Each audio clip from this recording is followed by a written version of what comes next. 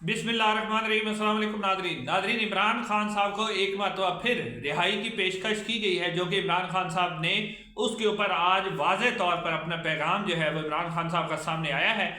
और तोशाखाना 2 केस की आज समाअत भी हुई है, उस समाअत के अहवाल भी आपके सामने रखते हैं।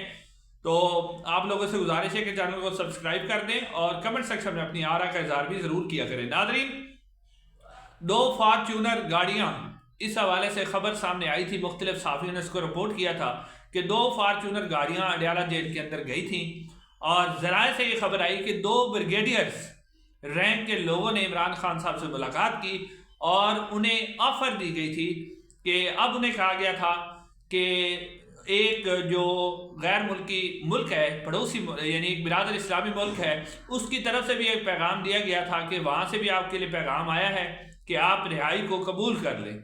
यानी ना सिर्फ यहाँ पर उनको दी गई थी ऑफर, बल्कि बिरादर एक इस्लामी मुल्क की तरफ से भी उन्हें ऑफर दी गई थी कि अगर आप हमारे पास आना चाहें तो इसका इशारा जाता है यूएई या सऊदी अरब की तरफ कि वहाँ से भी पेशकश हुई थी कि अगर आप हमारे पास आना चाहें और हम आपको वेलकम कहेंगे।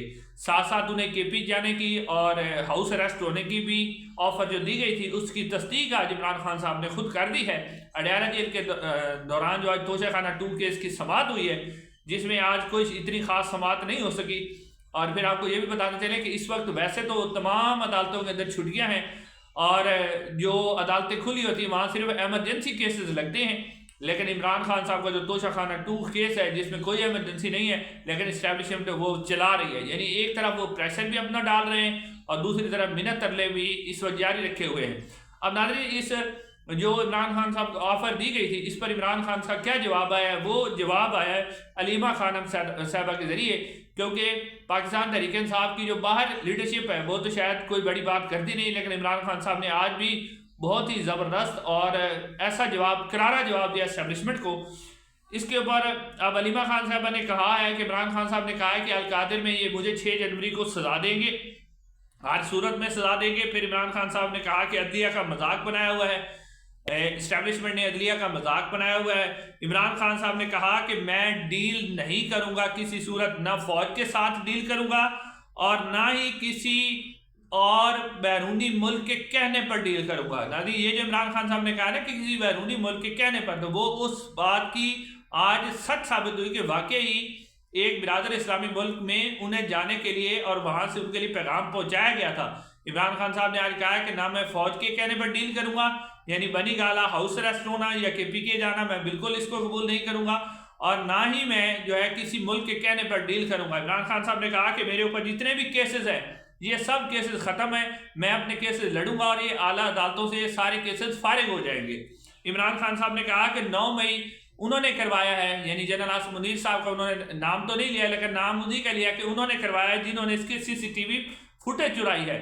इमरान खान साहब ने कहा कि 26 नवंबर को जो कुछ हुआ है उसमें लातादाद लोगों की लाशें हैं, और उन्होंने कहा, इमरान खान साहब ने बड़ी अहम बात की, उन्होंने कहा 26 नवंबर को जो कत्लेआम किया गया है, जो लाशें तो सामने आ गई हैं। फिर इमरान खान साहब ने कहा कि ऐसी सैकड़ों लाशें लाल मस्जिद तर्ज के ऑपरेशन पर, जिस तरह लाल मस्जिद में जो डिक्टेटर जनरल मुशर्रफ था उसने जो ऑपरेशन किया था, ऑपरेशन करने के बाद जो कुछ लाशों के साथ किया था दफनाई गई थी। इमरान खान साहब ने कहा है कि इस वक्त जो है लाल मस्जिद के ऑपरेशन के तर्ज पर लाशों को छुपाया गया है। नाज़रीन, इमरान खान साहब ने ये बहुत बड़ी बात की है।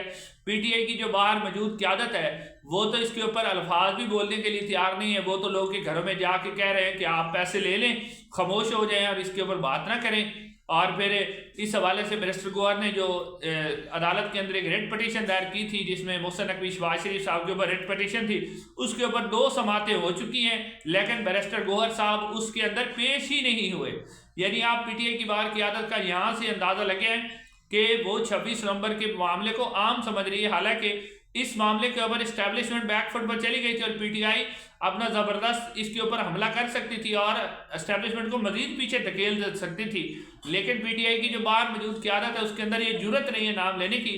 लेकिन इमरान खान साहब ने वाज़े तौर पर कहा है कि जो लाशें हैं उनको छुपाया गया है लाल मस्जिद तर्ज के ऑपरेशन पर। फिर इमरान खान साहब ने जो मुज़ाकरात हो रहे हैं 2 जनवरी को, उसके ऊपर जो उनका चार्टर ऑफ डिमांड है वो भी इमरान खान साहब ने आज पेश की है। एक तो उन्होंने डील का इनकार किया, दूसरा उन्होंने कहा है कि سب سے پہلے جو ہے انہوں نے کہا کہ جو بے گناہ قیدی ہیں ان کو رہا کیا جائے. اس کے بعد عمران خان صاحب نے کہا کہ مجھے بے شک رہا نہ کیا جائے لیکن جتنے بھی بے گناہ قیدی ہیں جن کو انہوں نے جیلوں میں ڈالا ہوا ہے اس کو رہا کیا جائے. 9 مئی اور جو اس کے اوپر 26 نومبر اس کے اوپر جوڈیشل کمیشن بنایا جائے. اور سب سے اہم بات جو عمران خان صاحب نے کی کہ 9 مئی کے کیسز تو بنتے ہی نہیں ہیں کیونکہ جس شخص نے پاکستان تحریک انصاف چھوڑ دی پریس کانفرنس کر لی اس کے اوپر 9 مئی ختم کر دیا گیا. تو ناظرین یہ بات حقیقت بھی ہے.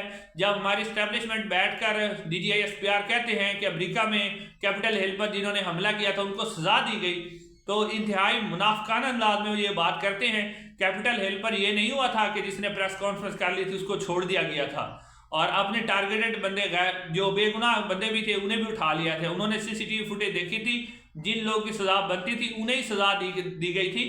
انہوں نے وہاں کسی کو پریس کانفرنس کرنے پہ چھوڑا نہیں تھا اور پھر انہوں نے وہاں انہی لوگوں کو سزا ہوئی تھی. یہ نہیں کہ ٹرمپ کی پوری پارٹی کو انہوں نے بین کر دیا, ٹرمپ کو الیکشن لڑنے سے روک دیا, ٹرمپ کو بھی جیل میں ڈال دیا. کیسز انہوں نے ٹھیک بنائے ہیں لیکن پورے ملک میں انہوں نے کسی کے اوپر کریک ڈاؤن نہیں کیا تھا. لوگوں کو زبردستی پارٹی نہیں چھڑوائی تھی, لوگوں سے زبردستی پریس کانفرنس نہیں کروائی تھی جس طرح عثمان ڈار سے کروائی گئی یا پھر جو صداقت عباسی صاحب کے ساتھ جو ظلم و ستم جو شیخ رشید کے ساتھ ہوا.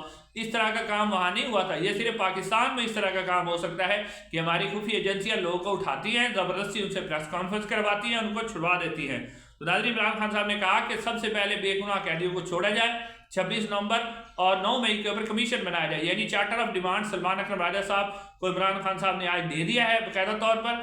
اب دیکھتے ہیں کہ اسٹیبلشمنٹ اس کے اوپر کتنی پیش قدمی کر سکتی ہے اور کیونکہ 20 جنوری کی ڈیٹ قریب آ رہی ہے اسٹیبلشمنٹ چاہتی ہے کہ 20 جنوری سے پہلے ہم کسی معاہدے پر پہنچ جائیں. اب دیکھتے ہیں کہ آگے کیا ہوتا ہے. انشاءاللہ آپ سے پھر ملاقات ہوتی ہے. آپ سب کے دیکھنے کا بہت بہت شکریہ. السلام علیکم ورحمۃ اللہ.